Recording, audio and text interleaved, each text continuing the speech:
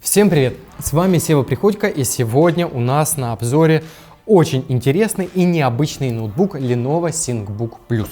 Чем он необычный, спросите? А то, что здесь у нас два дисплея, 13,3 дюйма основной, но о нем немножко позже, и 10,8 внешний дисплей, на котором можно очень удобно делать заметки, что-то писать, рисовать или, например, читать электронные книги, даже когда ноутбук закрыт.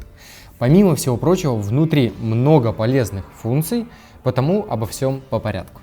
Начнем с распаковки. Вы знаете, что я делаю это не часто, но тут прям очень захотелось, потому что комплектация того все-таки стоит. Поставляется ноутбук вот в такой красивой, классной коробке. И помимо ноута у нас здесь спрятана различная документация и, конечно же, стилус, с помощью которого мы можем вот это все красиво писать, рисовать этими электронными чернилами. Помимо этого, естественно, в комплектации у нас есть блок питания и, что приятно, то, конечно же, с USB Type-C и еще в придачу вот такой вот чехол. Почему мне это понравилось? Этот ноут позиционируется вообще как для бизнеса, и с таким чехлом не стыдно будет даже просто ходить. Здесь интересная ткань и кожа, наверное, это эко-кожа, но тем не менее приятно. И также Lenovo здесь разместили логотип ThinkBook, который можно видеть. Но что важно, я из своего опыта скажу, а ноут я тягаю в рюкзаке практически ежедневно, что если ваш ноут положить в рюкзак без чехла, то будьте готовы встретить на нем мелкие, а бывает и крупные царапины уже буквально через пару месяцев эксплуатации. Потому чехол — это незаменимая вещь, и получить его прямо с коробки, бонусом, можно сказать, конечно же, приятно. Но давайте уже перейдем, наконец, к нашему ноутбуку. Кстати, обязательно видео досматривайте до конца. Сейчас мы пробежимся с вами по таким основным характеристикам, потому что тоже есть что тут рассказать. А после уже поделюсь своим опытом эксплуатации панели E-Ink. Кто, может, не знает, это дисплей на основе электронных чернил. И расскажу, насколько это вообще все здесь хорошо работает или, может, не очень хорошо. Ну, потому что тоже есть там свои подводные камни. И давненько, я скажу, что не прилетало нам такого неоднозначного гаджета. В общем, погнали, только давайте так. С вас сейчас лайк и подписка, потому что в конце вы обязательно забудете это сделать, я вас знаю. А это очень важно для продвижения канала. Поддержите, мне будет очень приятно. В общем-то, что по дизайну? Я уже ранее сказал, что это такой упор на бизнес, а потому здесь полный минимализм, и выполнен он, я бы сказал, что в таком современном тренде 2020 и, скорее всего, уже 2021 года. Острые грани и немножко скругленные углы. Возле тачпада такое аккуратное, но стильное обрамление глянцевым металлом. Кстати, материал здесь корпуса и крышки тоже металл, что за свои деньги как бы ты и ожидаешь. Стандартная, комфортная такая леновская клавиатура без цифрового блока, что тоже как бы логично для такой диагонали. Но зато клавиши большие и нет никаких вопросов к печати вслепую. Основной экран здесь 13,3 дюйма, это IPS-панель с разрешением Full HD 1920 на 1080 с яркостью 300 нит и, что для меня, например, важно, 100% охватом цветового пространства sRGB. Единственный момент, который мне бы хотелось бы здесь видеть, это сенсорный дисплей. Потому что когда ты работаешь, вернее записываешь что-то здесь на внешний, открываешь, и так и хочется стилусом продолжить работать, но нет, нельзя. Я понимаю, что это существенно бы так сказалось на стоимости, потому это не упрек Lenovo, возможно, это даже верное решение. Хочешь что-то записать, закрыл и записываешь, а если уже нужен полноценный ноут, клавиатура и там все прочие штуки, то как бы жаловаться тут особо не на что.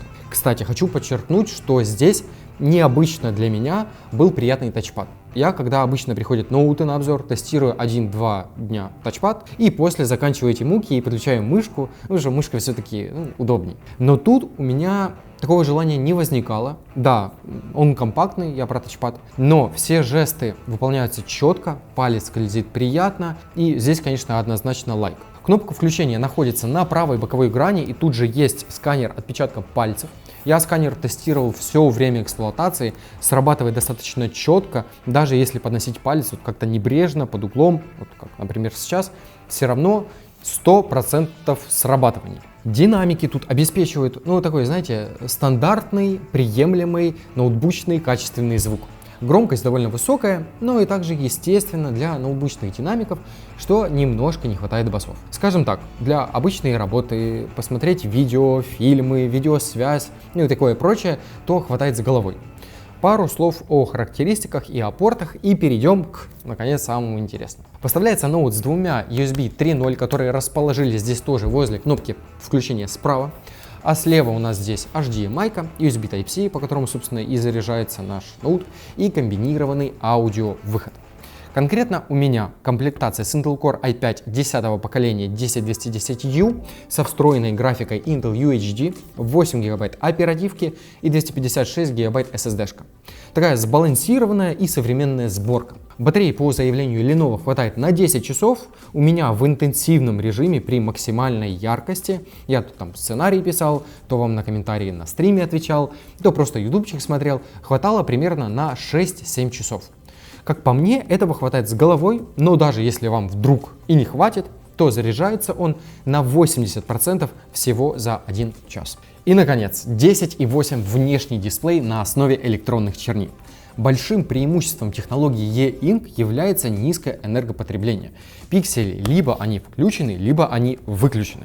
И, естественно, для изменения их состояния питание требуется, но после их установки, вот когда вы уже получили такую картинку, например, как здесь сейчас, питание больше не требуется. Эта картинка может быть постоянной, даже если вы выключите ноутбук. Как и в случае, например, с электронными книгами, дисплей реагирует на прикосновение, и вы можете взаимодействовать с ним и с помощью пальцев, или, что, конечно, гораздо удобнее, прилагаемого стилуса.